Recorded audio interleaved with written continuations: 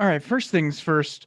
I have to say, last time we had my internet went down a couple of times, and given that there's snow outside, and my internet connection is literally by a coax cable that's strung from a roof, there's a possibility that this internet might go down during lecture or during discussion afterwards.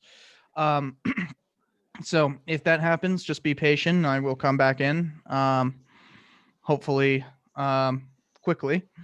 Um, if it becomes too much of a problem, I will jump onto my cell phone and try to do it that way. But if that happens, um, I cannot record. Um, so just to be forewarned. Um, so today we're going to be talking about the Gilded Age. Last time we talked about the about Reconstruction and that, and Reconstruction will form kind of the foundation for a lot of history to come. And in fact, we're seeing a lot of things that went unresolved during Reconstruction play out even today. So um, you will also see that a lot of stuff during this lecture about the Gilded Age has a lot of application to today, and in fact, historians often call this period the Second Gilded Age. Let me hold on. I forgot to hit screen share. um, there we go.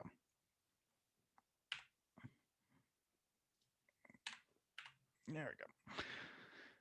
As I was saying, the this is a period often called the Second Gilded. The period we are in now, historians often call the Second Gilded Age, because it bears a lot of resemblance to this period.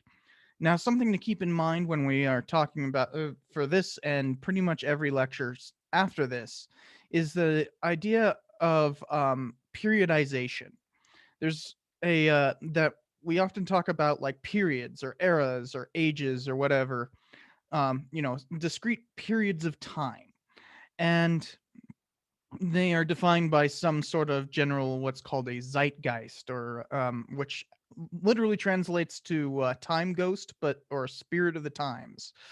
um but like the spirit of the times is something that only comes to historians, years afterwards. So these periodizations are ultimately artificial, but it's how we can tell the story.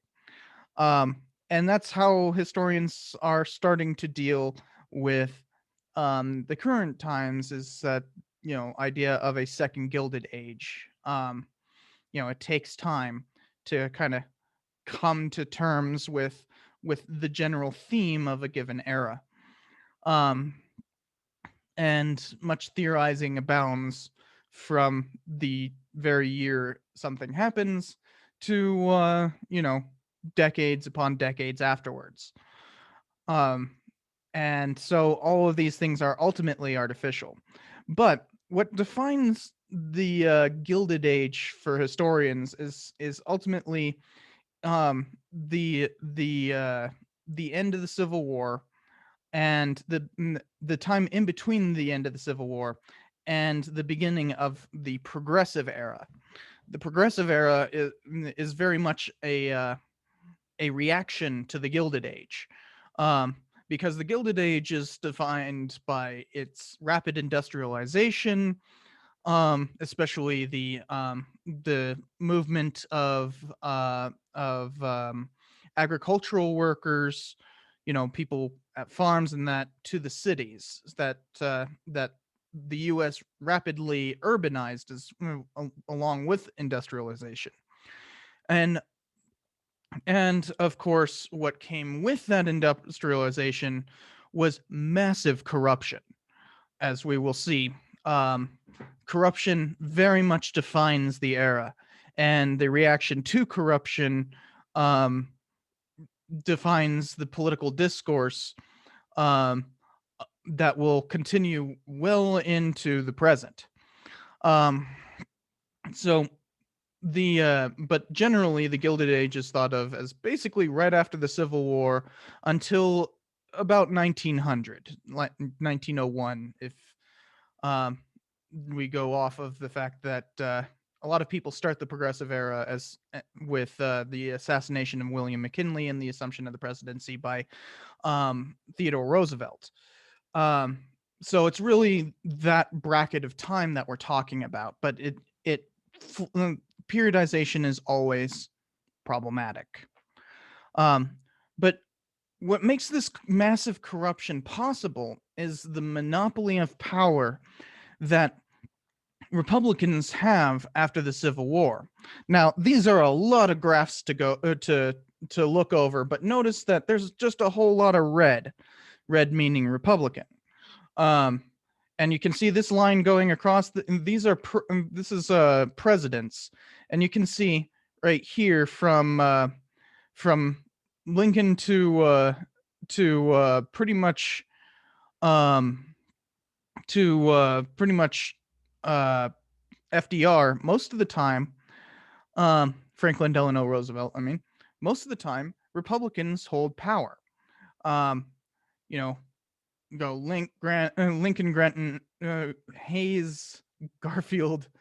Then there's two separated Democrats, and then another one of a Democrat named Wilson that we will get to later. But during the Gilded Age, which is roughly this period right here, you can see that Republicans generally held presidential power, with the exception of Grover Cleveland, and they also held Congress. As you can see here, this is the Civil War right here, and there's few exceptions to general Republican power throughout this entire period. So in Congress, this is the Senate and this is the House. And you can see generally the Republicans hold power pretty much throughout this entire period, with few exceptions. And rarely do the Democrats have both houses. You can see one time here, and then during the Wilson administration, which we will not be talking about here. But the vast majority of the time, Republicans hold control, which means that they can pretty much do whatever they want politically. Although we did talk about how they failed to keep the Democrats from ending Reconstruction. Now, you also have to remember, at this point in time, the Republican Party is very much the liberal party, and the Democrats, I don't know if you can really call them conservative, but definitely in the South they're conservative. But the Democrats at this point kind of form just the opposition party, and so start seeing a lot of these political positions of Republican radicalism and Republican liberalism kind of fading to the background to emphasize business, because, well, corruption is a key part of maintaining all of that power. And we see this right out of the gate. Because of the Civil War, the federal government had expanded immensely. There had been very few workers in the federal government prior to. Why are my notes looking like that? Hold on, my notes have Google is doing something to my notes. That's weird. Decided that it doesn't like double spacing. That's weird. Anyways, the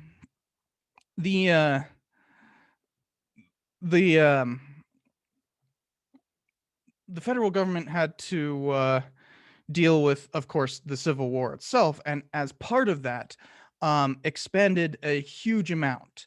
Um, and so one of the primary ways that they had expanded was with veterans benefits. When you have a significant chunk of the country serving for the Union, obviously Confederate soldiers do not get veterans benefits, although some local state governments in the South would actually provide pensions and that to former Confederate soldiers, especially after Reconstruction. Um, but providing pensions to soldiers, especially those who had been injured during war, um, became a huge branch of government, and in fact, the pensions themselves became political, um, because presidents could basically just award pensions to veterans of any sort. And throughout the late 19th and early 20th century, we would see a steady expansion of who qualifies for veterans benefits. At first, it was basically just anyone who was injured, which, mind you, um, 2% of the entire country had died during the Civil War, and 10% had been a casualty of some sort. 10%. To put that in perspective, um, the total percentage of Americans who have died from the coronavirus of recent is less than 0.2%. 0.2. So this is a massive amount of people that are suddenly getting money directly from the government. And this is also before income tax. So they have to collect taxes in various other ways by taxing goods and raising the tariff. Tariff being taxes on goods being imported into the United States.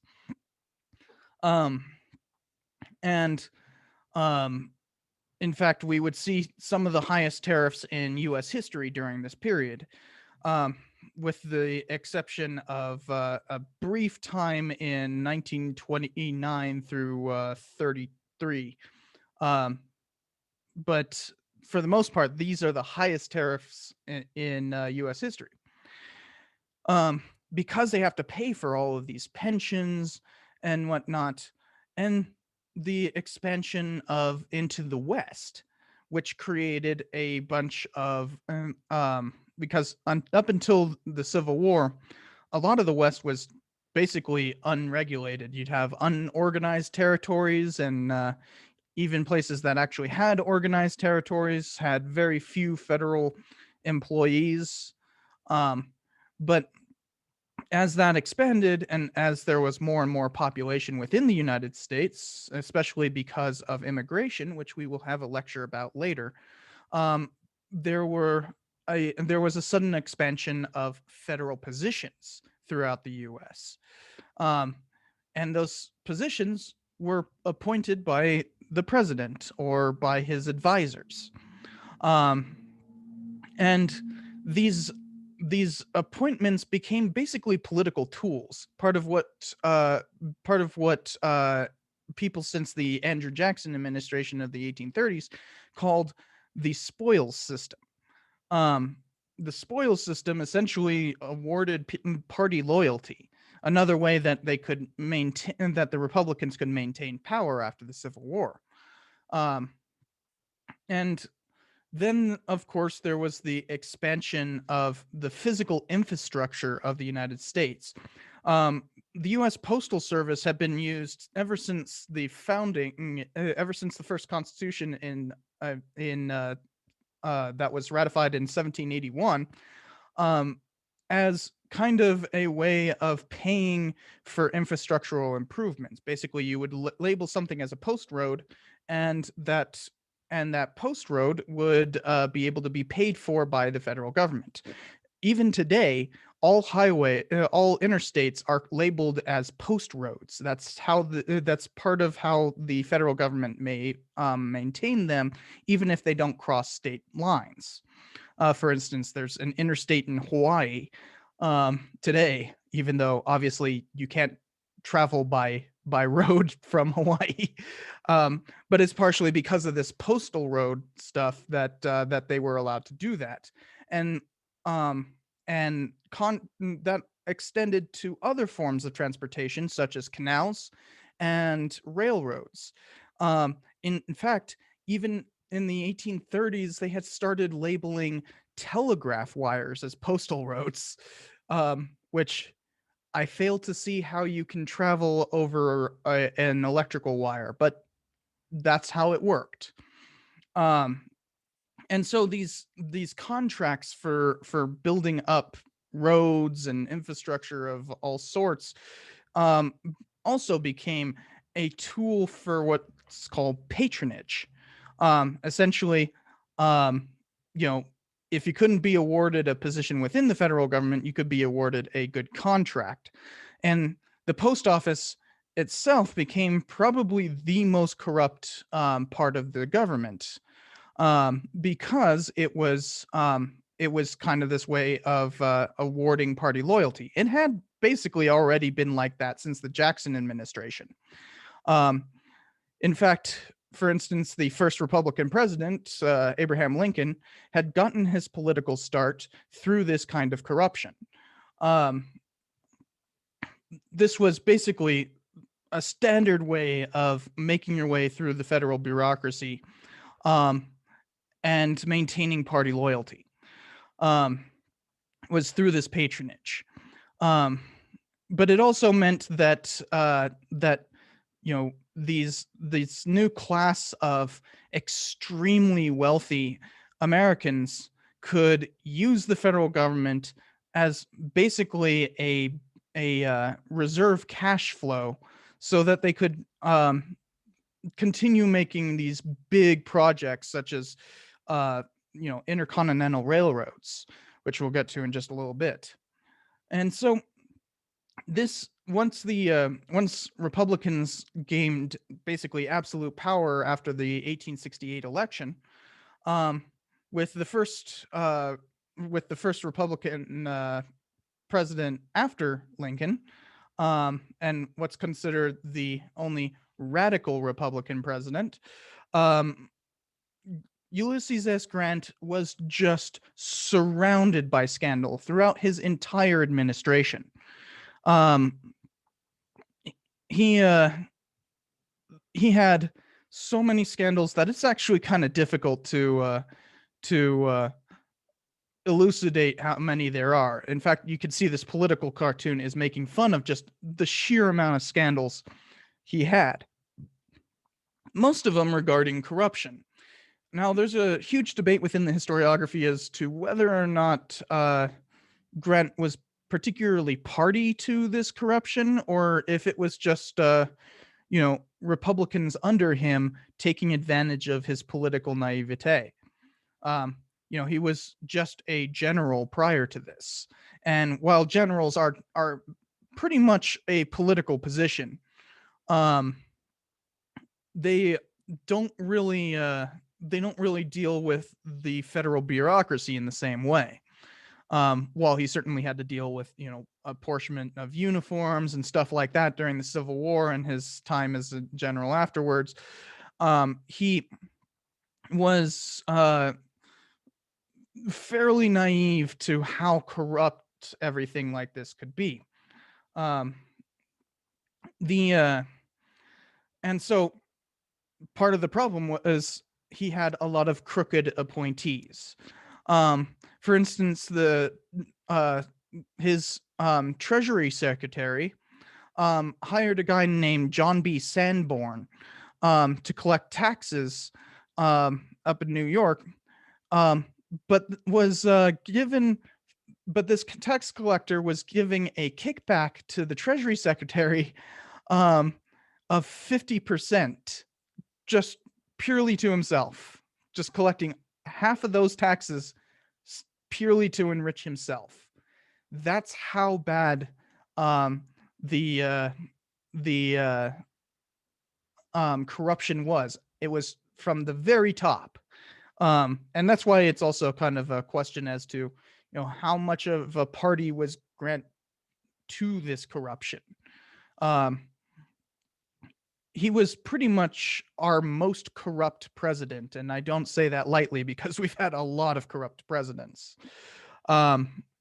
But the question is, how much of it was just his political naivete? Um, and as we had talked before, there's of course the postal rings, um, where, for instance, there was what's called the Star Route scandal, and essentially what a star route was and kind of still is a postal route that is particularly difficult. You know, people had to travel long distances, or they had to um, you know, go up a mountain or something along those lines, something that made it difficult. And it was labeled on the rolls with an asterisk, meaning um, that people who were going to get those rolls could be paid more because, it was an extra amount of difficulty. Problem with that is when you're appointing corrupt officials and giving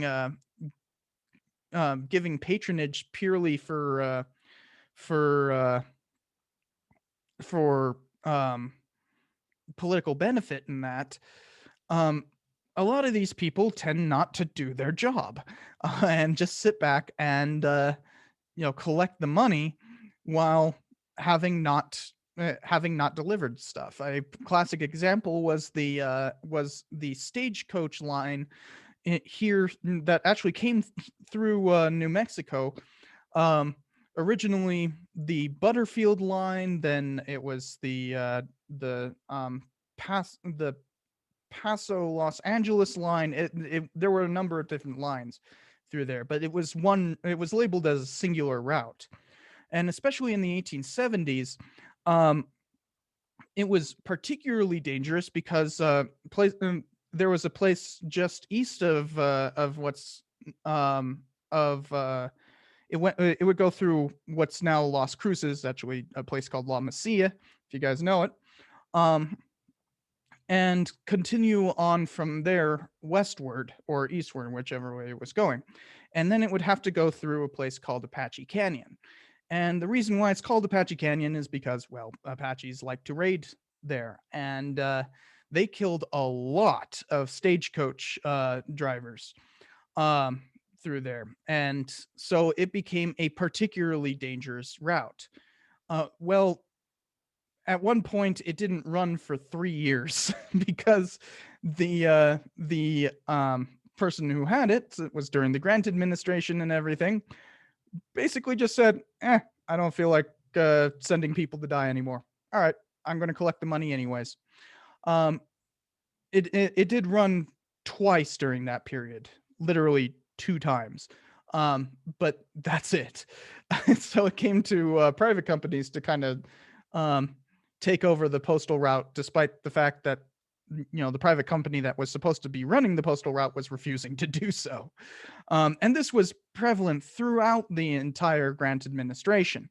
And so these star routes um, started being investigated by Congress, and then they would bribe congressmen, and this scandal perpetuated itself for a decade, and basically nobody was willing to enforce it.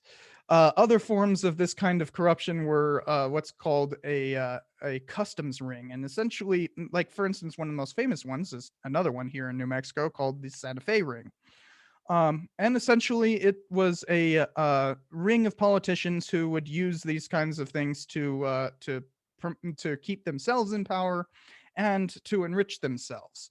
Um, and they would use things like tax collection and that um, to to uh, to keep themselves in power. Um, and so that kind of stuff was all over the place. Um, for instance, the whiskey ring in 1875 diverted tax revenue on whiskey to a conspiracy of agents in New York.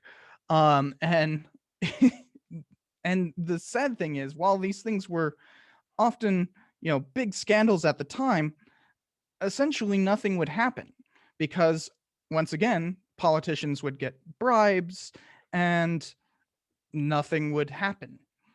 Um, Another really famous one in 1872 was the Credit Mobilier scandal.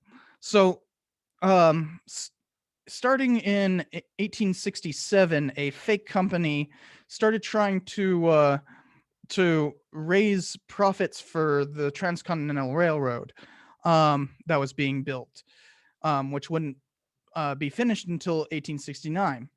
Um, and essentially, they started siphoning off federal money for the Transcontinental Railroad to their own pockets, bribing politicians to keep silent the whole way.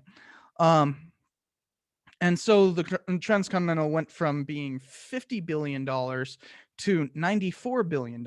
Essentially, they raised the price by $44 billion just to put it in their own pockets. Um, this was a huge scandal, and only one person got prosecuted for it. So you could see that. And to top it all off, during the Grant administration, in 1873, um, he signed the creation of a new salary for him and congressmen. It multiplied his salary by 2 starting in 1874, and increased congressional salary by 50%, including a $5,000 bonus. And mind you, $5,000 at this point is worth something like 400,000 today. Um, so, as Chase asked, why is there so much corruption in most political institutions?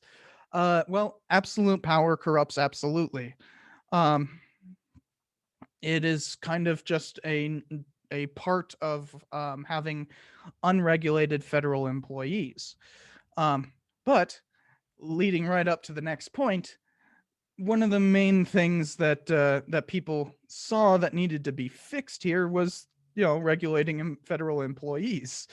Um, you know that all this corruption during the Grant administration was pretty stark. And remember that we also talked about the Hayes administration coming in specifically under what was called the corrupt bargain to end Reconstruction, and to who so that the Republicans could maintain power. That was political corruption of the highest order, but at the same time, kind of went unnoticed among all the rest of this stuff.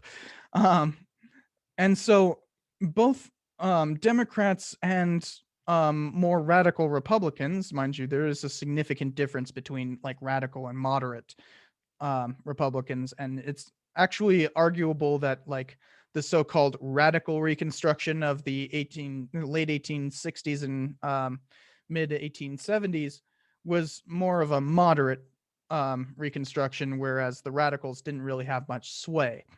But eventually, another radical managed to rise to the top of the Republican Party,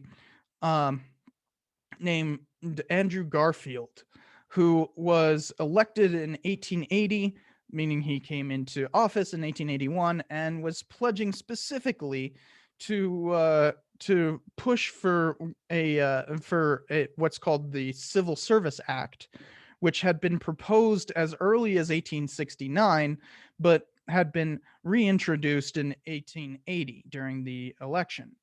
But was actually a proposed by was submitted by a Democrat, which meant that it was really difficult to get it through Congress, especially when so many congressmen were accepting bribes and whatnot.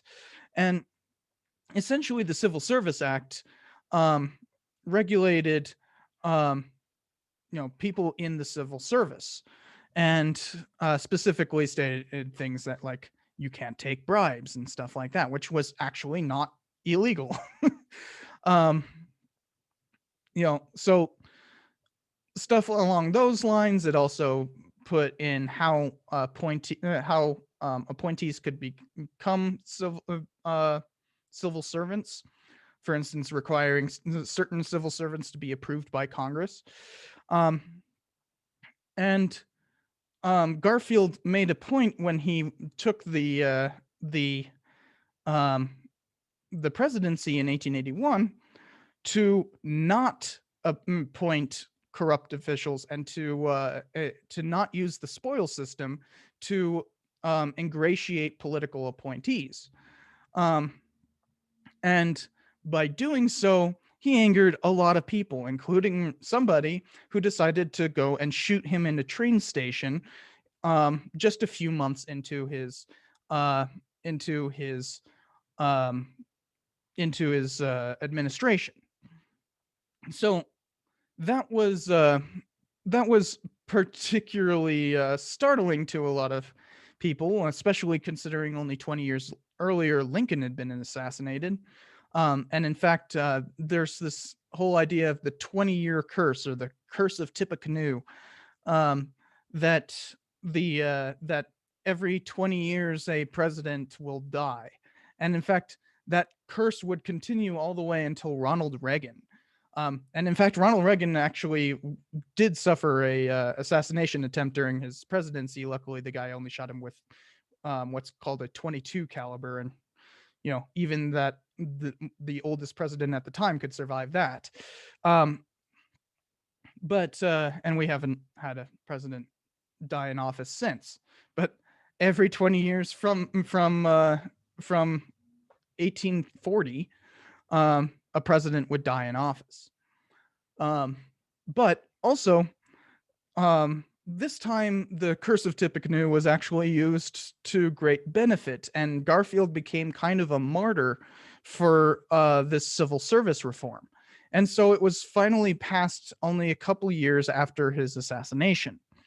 Um, but that didn't mean that there wasn't um, corruption at the local level. We've already talked about like customs rings and that, and probably the most famous of the local corruptions, these kinds of political rings, um, was the Boss Tweed ring. And Boss Tweed was a New York Democrat who essentially used this language of reform, this talk of like we need to keep the Republicans from being able to patronize all of their political supporters, and that to basically do the exact same thing he was railing against. Um, and this was actually a form of corruption that had been extremely common in New York for a long time. Tammany Hall, the Democrats, the place where a lot of Democrats organized, in that had actually been created by Aaron Burr. Well, I mean, not the hall, but like the political ring had been created by Aaron Burr in the 1790s. So it goes back that far. And the uh, the uh, the corruption ran deep, as in a lot of New York officials would be collecting bribes, and that specifically to turn the other way, as like tax revenues and that got filtered elsewhere from where they're supposed to be. Um, so you have all of that, and finally in 1872 Boss Tweed was arrested, and it took a couple of years to prosecute him for that corruption. So this kind of corruption was pervasive everywhere, and in fact probably the last gasp of the Gilded Age was a New Mexican being arrested in 1929 for stuff that he had done in the early 1920s as part of what's called the Teapot Dome scandal. Um, and Albert Fall was a prominent New Mexican from the 1870s, all the way from the 1880s. I mean, all the way until his arrest in 1929. In fact, he was the only one prosecuted for the Teapot Dome scandal. Um, so you could see corruption is everywhere. It's part of this spoil system that was hijacked by the Republicans, who are now, in full control. Um, and this um, really flavors how the U.S. would grow from the Civil War, because we entered what's called the Second Industrial Revolution.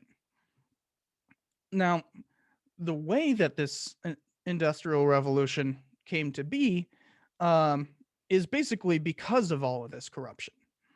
Um, the corruption fed industry, and industry fed corruption. It's a feedback loop. Um, and so you had this huge boom in terms of the economy, especially after all the troubles of the Civil War and Reconstruction ended. Um, Remember we talked a little bit about the Long Depression that began in 1873, which technically didn't end until 1879, but for industrialists, they kind of live in a different economic system than the rest of us.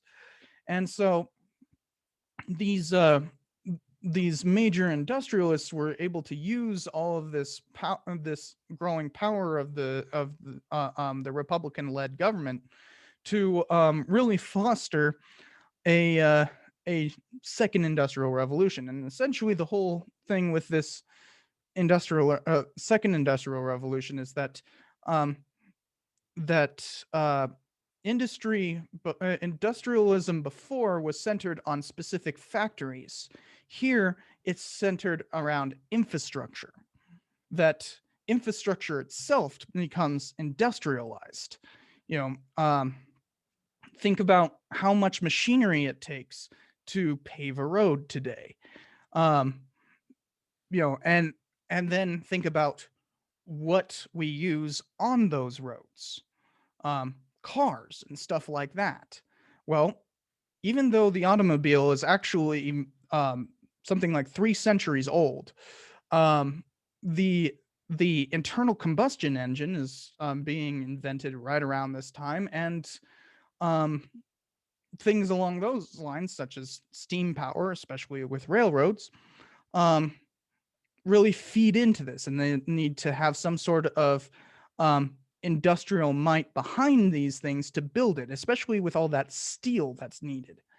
Um, and so there was a big need to build these railroads across the country, from the east, as in everything east of the Mississippi, all the way to the coast. Remember, California and many other places out west become um, huge uh, mining places where raw material for the industry in the east can be produced. Um, and so they need these transcontinental railroads. And there's 3 major ones, but a whole bunch of smaller ones. The first actually began construction during the Civil War.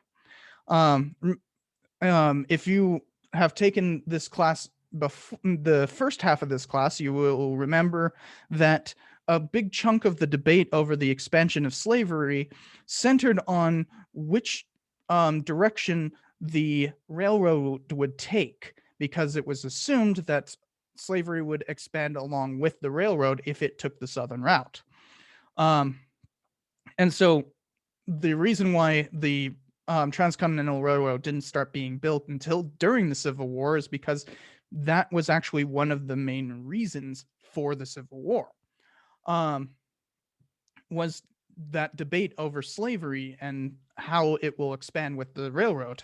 Well, that's no longer a problem once Republicans very clearly state that no slavery in the territories.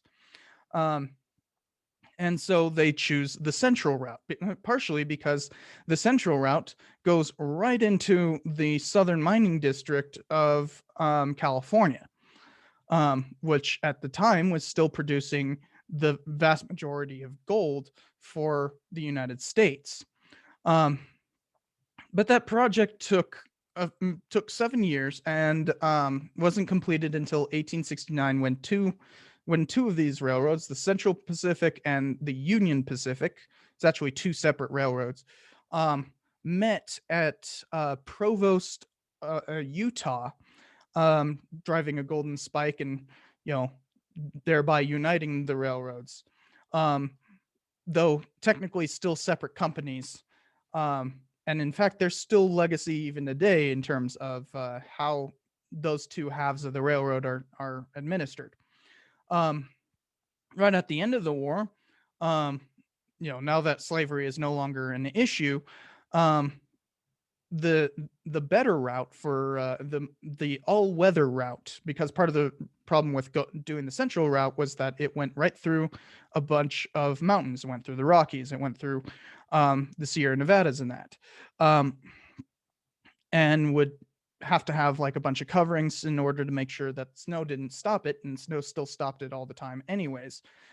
So they needed an all weather route, so might as well go through the hottest part of the country. Um, and so the Southern Pacific started being built right after the Civil War, though it took a really long time to build, partially because of all the fighting that was going on between the Apaches, who made it extremely difficult to connect. There's also some problems with with essentially it had to go through some really gnarly mountains in California. Um, this is if you've ever been to LA, if you know Cajon Pass, you can still see where this railroad goes. Um, and the Southern Pacific became so powerful in California that it basically ruled the state. And the Northern Pacific is in fact, I have a map. Um, so this is the Southern Pacific right here. This farther one down here goes down to Dallas, but um, it's basically from Dallas to LA. But then they also connected everything and bought up the Central Pacific, because the Southern Pacific was actually owned by the same people who had created the Central Pacific, just to make things more corrupt. Um, in fact, if you know of a place called Stanford, one of the people was named Stanford. the uh, the Central Pacific is this one right here, going basically starting in Nebraska and going all the way to Sacramento, California. You can see, if you know this area, that's pretty treacherous territory. And of course, it goes through the Rockies around here. So, and right here is Provost. So that's how the Central did, and the Northern Pacific took this route, and so was an extremely treacherous route in terms of the winter. Go through the Dakotas and that, especially considering part of that was having to pacify a bunch of Indians here called Lakotas, and to basically force them to accept treaties that would break up their land and make it easier to build through. So you could see also a lot of this corruption entails violence. We've talked a lot about Indian wars, and we'll get to a lot of that in the lecture about the West. But in fact, I think I have an entire lecture on just Western Indian Wars. But the with the completion of the Central and Northern Pacific, that really unified the country into a whole railroad system, this is what the railroads looked like in 1870 when the Central Pacific had been completed. You can see here, there's Provost right there. There's hardly anything in the West. It's basically, as soon as you pass the 100th meridian, or 90th meridian, I think it is, there's hardly anything. There's two railroads that even go past, and one of them barely goes into Kansas because, cattle drivers would be taking their cattle from Texas and running them up here. to where they could get to the railroad. Um, and that's it in 1870. And then literally 2 decades later, look at how much has been built up. That is a stark contrast, is it not? um, so the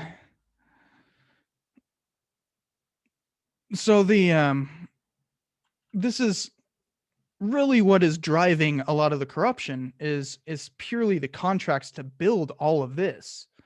Um, Not to mention just how much railroads expanded up here. I mean, it got to the point where it was like you could pretty much travel anywhere in the north via railroad, and a good chunk of the south as well.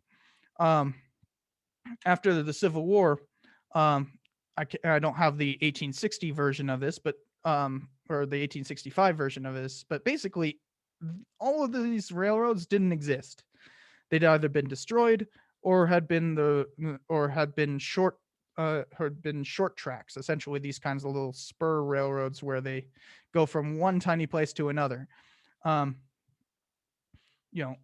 there wasn't much of a railroad system in the South prior to the Civil War, and there wasn't any after. So this was all built during Reconstruction, and now you can see how much that was. But a lot of it was focused on the West because that's where all the mineral production is. This is essentially just a bunch of plantations, and these are a bunch of factories, a lot of places around here centered on basically um, being like meat packing or anything, something around the railroad. For instance, Chicago, right here, you can see a lot of the railroads kind of like converge on Chicago. And those that all that all was built around the railroad. So you had meat packing and whatnot there. So a lot of building, and to supply all of that was, of course, steel. One of what are called robber barons. You can see some of them depicted right here, being held up by the workers and all that kind of stuff. Was that that these robber barons either got rich by working for the working within the railroad system, which a bunch of them did. The first of them being Cornelius Vanderbilt. A lot of these names you might recognize. Cornelius Vanderbilt, Leland Stanford, Jay Gould. These are all really famous robber barons. They're essentially people who made it rich because of all of this.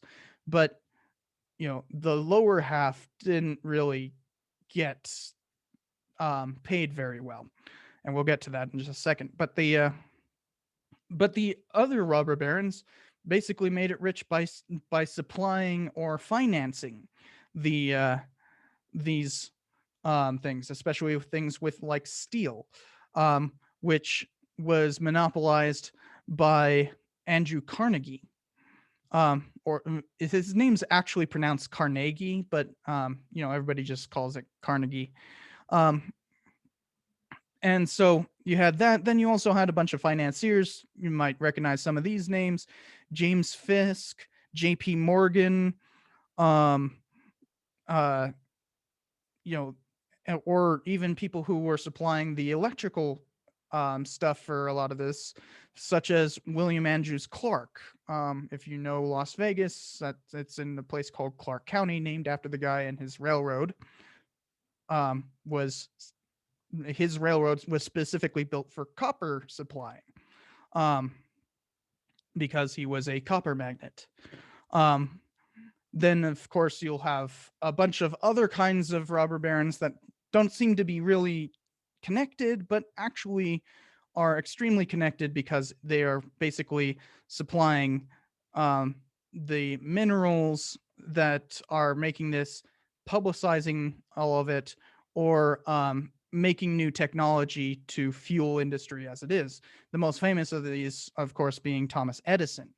who basically became a patents um, robber baron. And then there was also Hearst. His son is actually more famous, but George Hearst um, was a prominent mining robber baron and um, also owned a bunch of newspapers and that, and that's where his son William Randolph Hearst would end up becoming famous for. Um, so with all of this industrial output, with this massive expansion in terms of industry, by by 1913, the U.S. alone is responsible for a third of the world's industrial output. Like, think about how much manufacturing is happening within the United States in order for that to happen. And by and by the turn of the century, about 2/3 of the U.S. are wage workers. So this really defines the transition from a very agricultural country to one of urbanites, or what are often called proletarians, people who live in a city and work for a wage. Basically, they make their livelihood by selling their labor. Um, and so this is this great transition to that, especially during this economic boom, um, which ended with a massive depression in the 1890s, but quickly recovered. But not because, but at that point, no one would call it the Gilded Age anymore, because there was because there was a big backlash to that, um, to all of this industrialization. But before we get to that, let's just talk about the massive expansion in terms of technology that came along with this. Um, you know, we had um, things like dynamite and electrical power. Um, dynamite allowed for the building of railroads really quickly, rather than having to use gunpowder in that. But of course, Nobel felt so bad about his invention being used for war that he would create a prize specifically to kind of like make a Nobel Peace Prize, still exists today, um, to make up for the moral quandary he had for inventing dynamite. Um, Now, something you have to be aware of is that, like, all of these things, when we talk about invention, a normal problem with that is that people think of invention as like, um, you know, these people invented it and there was nothing before. They are permutations in a long series of things. For instance, a lot of people think of Nikola Tesla inventing AC power. Well, he was barely a toddler when AC power was invented, in 1877. Um, and you think of Thomas Edison, who's pictured here, on his famous light bulb, right? Well, he patented the practical light bulb, um, and the first light bulb patent dates back to 1799. So even our conception of inventiveness is kind of weird. But with this kind of stuff, you have the machine gun is invented by Hiram Maxim in 1884. Gasoline cars in only a couple years later. And you can already see how many times Thomas Edison comes up with all of this stuff because he basically invented movies. The radio comes in 1897, and of course, the Wright brothers create the first successful airplane in 1903. So throughout this entire period, there's massive invention going on, but it's basically to benefit the elites. Thomas Edison himself is very much a robber baron because he is holding all these patents and that. And so there is a tremendous cost to this massive industrial growth. Um, the first and foremost is monopolies. As people gained um, as people gained power through finance, they were able to buy out their competition and basically completely control an economy. John D. Rockefeller, for instance, controlled the what was called Standard Oil, um, which which could price out any competition in terms of oil, especially once the internal combustion engine becomes a major thing. Um, you know, Oil pricing is something that would drive a lot of the 20th century. Um, and credit to the politicians kind of seeing everything coming. They passed in 1890 the Sherman Antitrust Act, um, which allowed the U.S. government to break up monopolies. The problem was it was extraordinarily slow to do so, and that would kind of inform the progressive era to come. For instance, the first time it was actually used was in 1893, specifically against a labor union. We will actually have a lecture on the labor movement in a later class. Um, so, you can see that this isn't exactly, even the Sherman Antitrust Act wasn't exactly meant to benefit people who were being squeezed out, as this picture shows. And it's making fun of the fact that, like, with low wages and high rent, you're unable to pay for just living. Remind you of the world we live in. And part of this was a massive amount of wealth inequality. That statistic right there, the top 10% made 3/4 of the wealth in the United States from 1860 to 1900. It is exactly the same statistic for the US between 1990 and now. So when we're talking about the second Gilded Age, it's literally the same wealth inequality. Part of what makes this what makes that term special, that Gilded Age, which was actually created by Mark Twain, his real name being Samuel Clemens, was that gilding means to put gold on the outside of like a barrel. So, it might be gilded on the outside, but it's still just a barrel on the inside. And that's why we talk about today being the Gilded Age as well. Along with this massive expansion came immense environmental disaster. Dynamiting all these mountains and that, and trying to get at all the minerals and trying to cut through there for railroads and whatnot, left a legacy that we are still dealing with today. For instance, there's mine tailing companies in Nevada that literally are contracted to clean up mine tailings from this period, and try to sort out some and try to make a little bit of wealth by getting stuff from those tailings. But it's mostly to deal with the massive mine tailings that were left by miners in this period. Then, of course, there was this movement that we've been talking about to the cities, this urbanization, which makes what I've already discussed proletarians. And proletarians, or laborers, are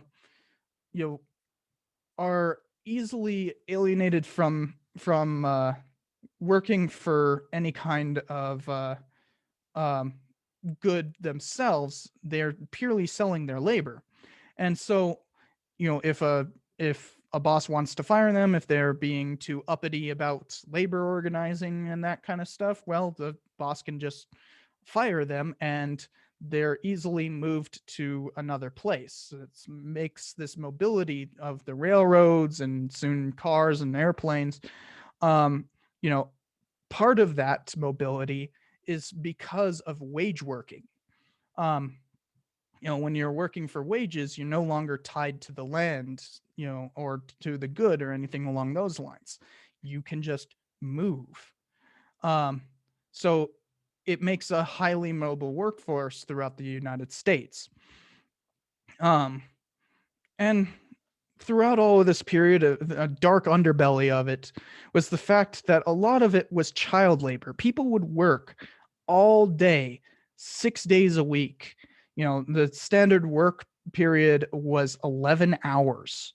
Um, and this included children. Basically, as soon as these laborers had children of age that they could work in a factory, they would send them off because they were being priced out of their own houses by rent and whatnot, um, to make money for the family. It was a necessity, but it was essentially, it took a while before people kind of saw this as like a moral evil, and not until 1904 did the National Labor Committee form, to suggest legislation to end child labor. It and child labor laws actually would come later than that. So it would take time for child labor to end. So a lot of this industrialization comes at the cost of children, you know. Um, and of course, as we've already been talking about with wage labor and that, um, the 10-hour work day, the 11-hour work day, was absolutely common, and people were paid abysmal wages. Hence, why there was, um, 3/4 of the wealth was made by only 10% of the entire economy.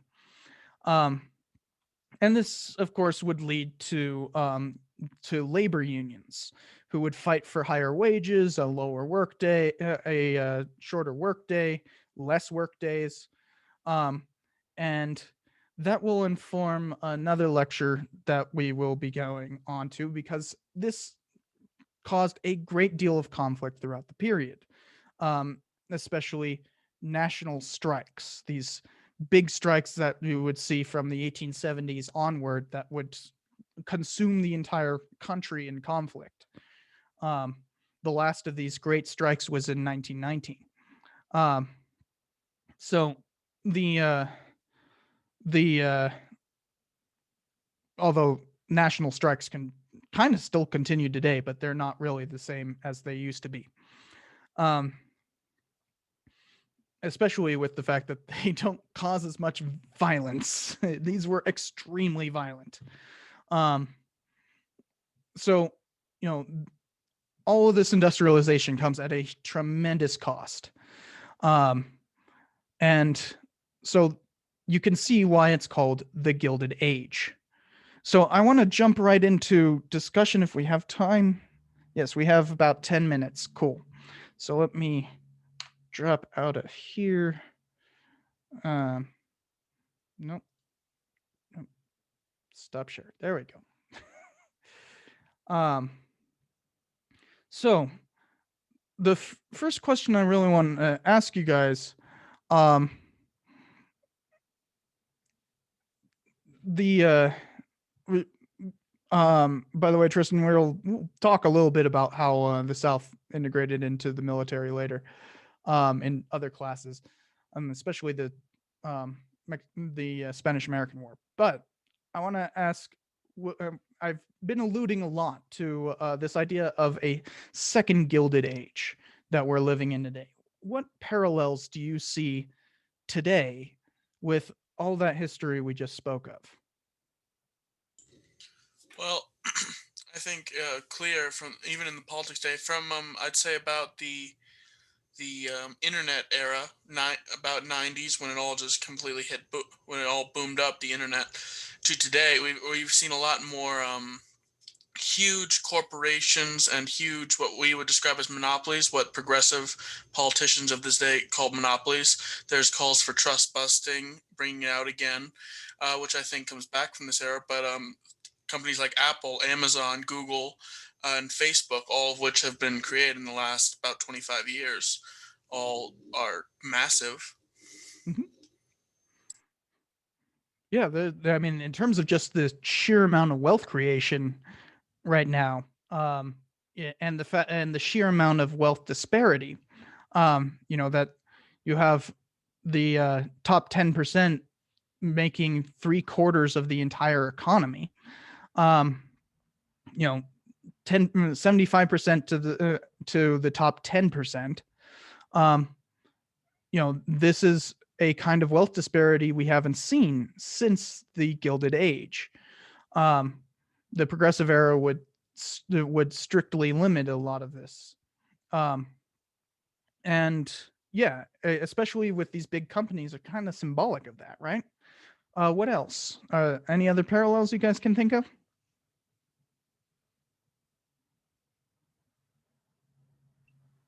I don't mean to be any sort of conspiracy nut or anything like that, but I definitely think that there is some corruption as far as money and scandals in our government that could relate to our government then. Could you explain yourself a little bit? One example is David Perdue. He was recently basically voted out of office in, I believe it was Georgia, and he was caught for insider trading with top secret information. Oh, so you're talking about corruption. Corruption, exactly. Yeah. Well, I mean, there's, for instance, there's been a lot of uh, sponsoring of legislation for anti-insider trading within the federal government, within the federal legislature. We have a lot of congressmen and women who make a great deal of money by kind of knowing about conflicts and issues that will be coming up before they are known. For instance, there's a whole bunch of Congress people who have made a great deal of money by what it's called short selling, as in essentially you bet that a stock will do exactly the opposite. I'm explaining this extremely poorly because I am not a financier or anything, but essentially you bet that the market will go down and make money by it going down. A whole bunch of Congress people made a great deal of money off of the coronavirus because of knowing about how bad it would be ahead of time. You might remember a year ago, actually almost exactly a year ago, that there was kind of like rumblings about how bad coronavirus might be, but it was kind of like, oh, that's in China, and maybe Italy. We don't really need to worry about that. But then suddenly there was a bunch of Congress people shorting their stocks, and and making a bunch of money right before March, where everything got closed down.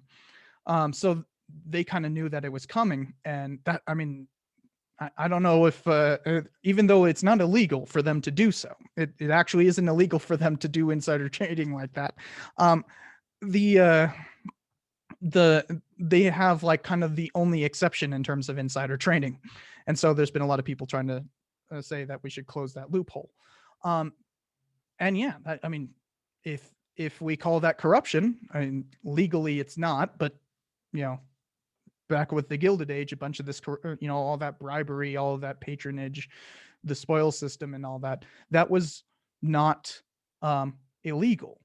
And it was things like the Civil Service Act and the Sherman Antitrust Act that would really turn the tide in terms of that. It took legislation and took regulation to end the corruption. So yeah, there's definitely parallels with that. Anything else?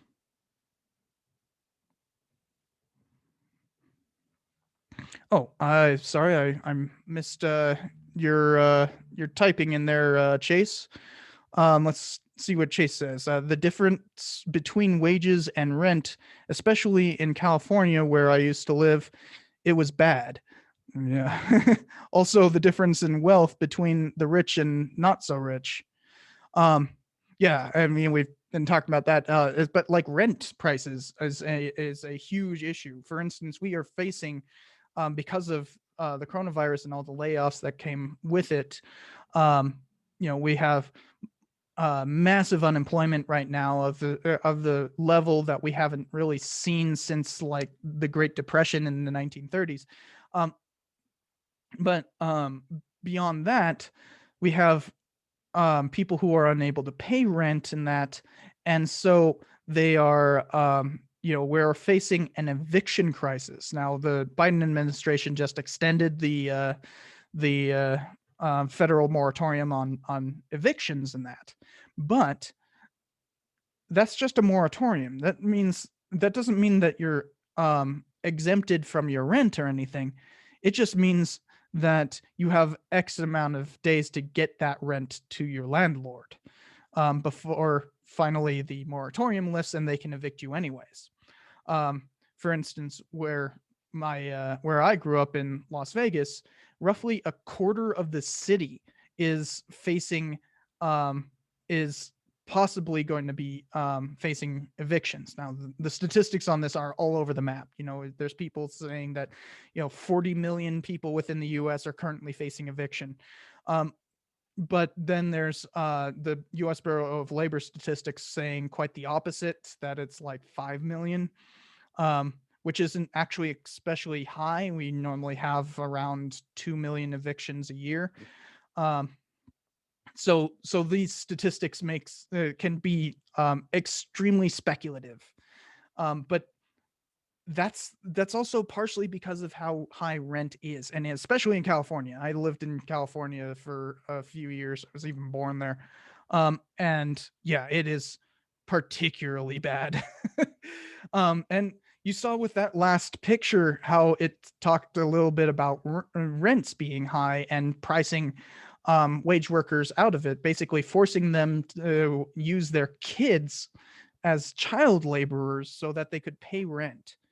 That while that's illegal today, it doesn't stop the price gouging of rent from continuing, especially in California where it's particularly bad.